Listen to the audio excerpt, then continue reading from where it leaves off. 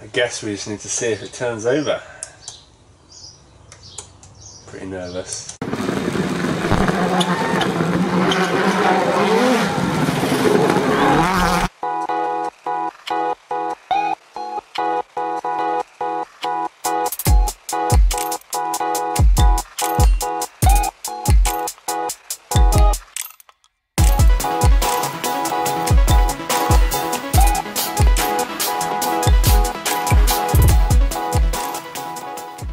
Welcome back to the build series. It has been 1 month since I've worked on this car. So now I'm back from Mexico. I can carry on with the build. The first thing I need to do is get the car more central on the floor so I can get to all 4 corners. I need to get the car up in the air, get the wheels off so I can start on the brake fluid and clutch fluid.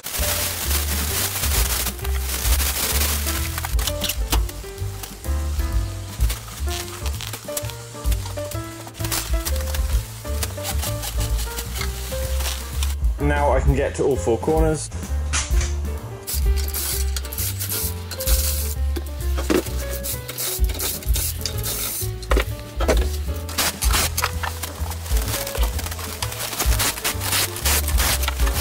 Next I'm going to go around and check all the connections for the brakes, make sure everything's tight before I put the fluid in.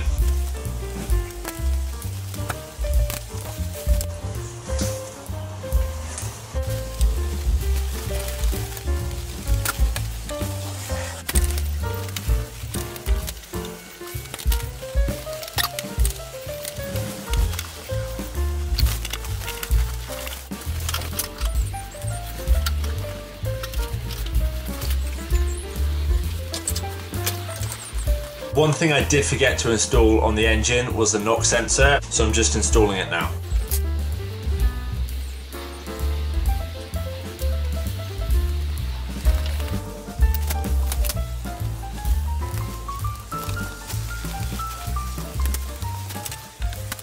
It goes right the way down on the engine block, down under there, so I just had to tie a few things out of the way to get access, but it's on now and it's plugged in. For the front calipers, I have some 6mm clear flexi pipe. I'll start by using .4 brake fluid. Once I'm happy there are no leaks, I'll then use this fluid as a flush through before I put 5.1 in.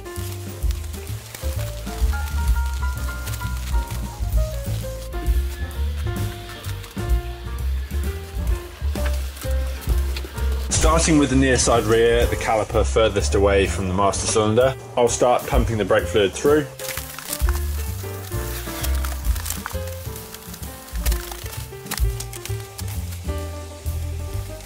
We now have fluid coming out of this caliper, so for now I'll just do it back up. I'll do the same on the offside.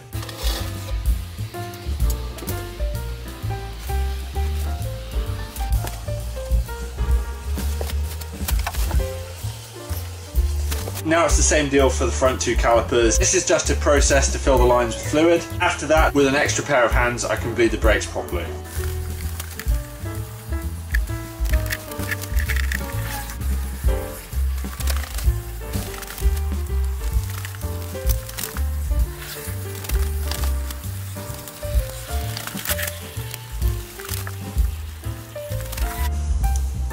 I've just put some pressure through the pedal. The only slight leak I had was through this joint here. It wasn't quite tight. I have tightened it up and it seems okay. Next I'll fill up the clutch fluid.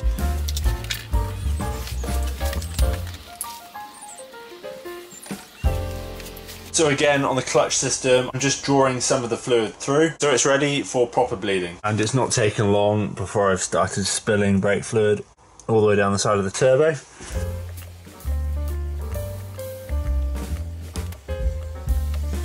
So it's the day after I filled up the brake system. I just found a slight leak on the handbrake.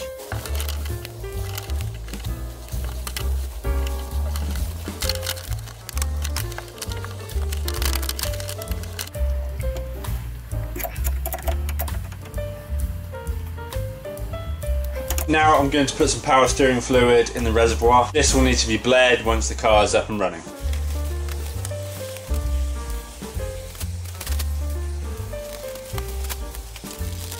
Next, I'm going to fill the gearbox with gear oil. I just need to make a funnel system that will reach right down here. It will take ages filling through a pipe like this. I may be lucky enough to just be able to aim and pour it directly in. We'll see. I have decided I'm just going to make a mess, so I've upgraded the size of the funnel.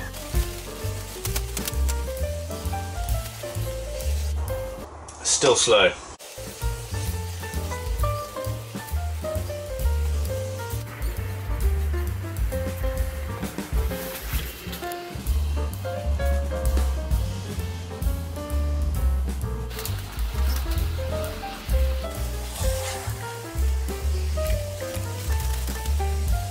Next, I need to fill the diff.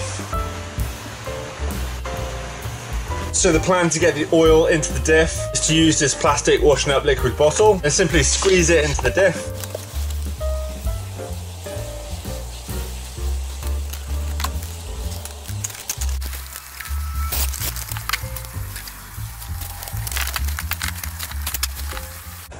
Before we get oil in the engine, I just want to check with the engine builder what oil I should use. In the meantime, I'm going to take the passenger seat back out. I want to repair one of the fixing points in the seats, which is loose. I also want access to the fuel setup and the relays.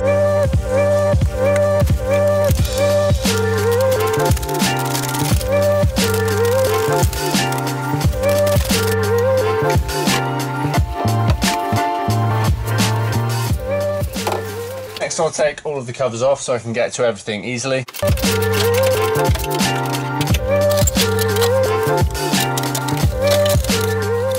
I'll just go back over the electrics to check everything's still working as far as the lights and fan and the control panel goes.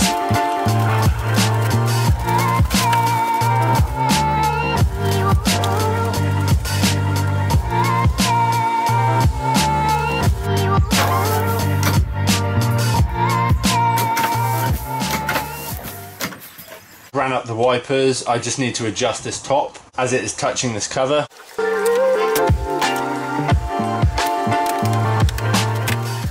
The other one also needs adjusting. Just spoken to Andy, the engine builder, and he recommends a 15W40 mineral oil, which I don't have. But before I turn it over to try and get oil pressure, regardless of having oil yet, I need to get the crank position sensor off, which is behind this grill. I need to take the oil pressure sensor out to fill that gallery with oil, which is down there. I need to whip the plugs out.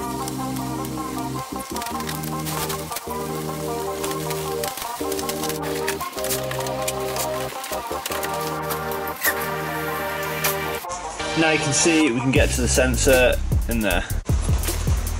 So that's unplugged. Next, I'm going to get the oil breather pipes out of the way and the throttle cable. Hopefully I can get a socket down to the oil sensor in there without having to move the alternator or anything major like that.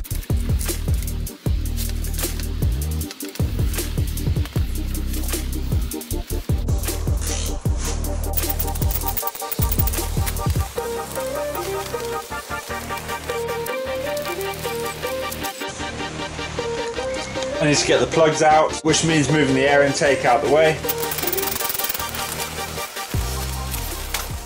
So the main reason I'm taking the plugs out to turn it over is so the engine will spin really, really fast. It should have enough momentum to fill the oil pump with oil quickly. We want to get oil pressure as quickly as possible. As the engine's been sat for so long, we want to minimize the amount of time it's cranking with no oil on the camshafts.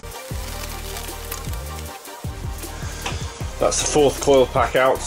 Tomorrow I need to get the oil, then we can carry on with the engine. I also need to get the coolant in. Initially I'm going to run it without antifreeze, so I'm still undecided whether to use straight tap water or get some deionized or distilled water. Let me know in the comments what you think on that subject, whether it's worth using distilled or not. I also need some fuel because the tank is completely dry. I now have the correct engine oil, 1540 mineral. I asked for the worst quality oil they had in the shop. This is what they had. The fact it says high performance is a bit conflicting, but anyway, this is what I'm going to use. I want to get as much oil in the filter as possible. Probably need to fill it 4 or 5 times by the time the oil has sank all the way to the bottom.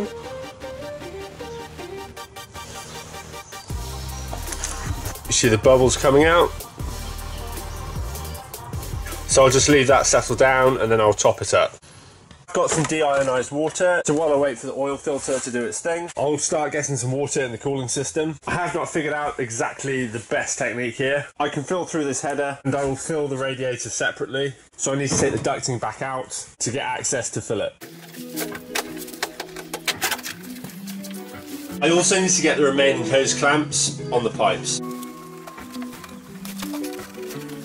I better check the hoses are all correct on the pump and that they're tight.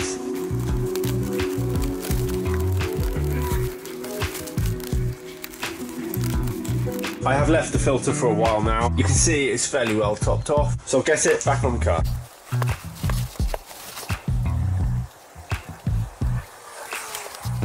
My next move is to fill the sump with oil. If I fill this last, it gives me more chance to turn the engine over before it all drains down to the bottom.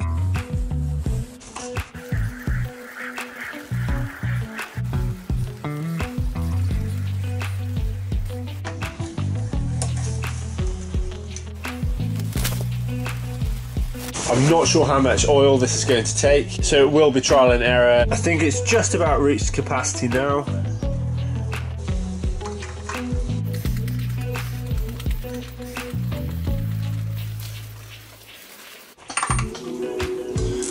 I do need to plug this one back in. Hopefully after I turn the engine over, the oil light should go off on the dash. I can now whip all of the plugs out.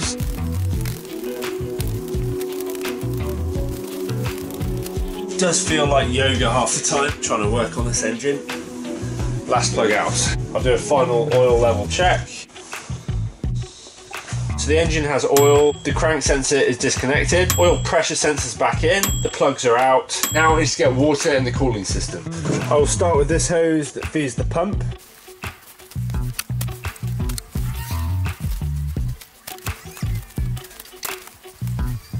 I have as much water as I can get in this hose now. I need to quickly fit it back onto the radiator.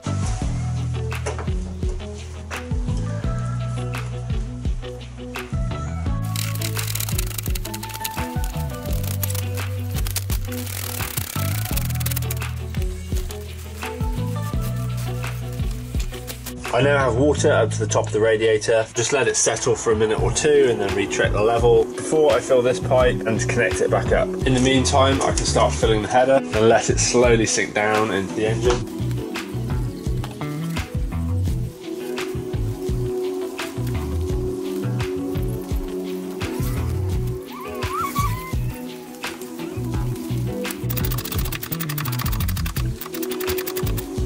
I think we're ready to see if we can get some oil pressure.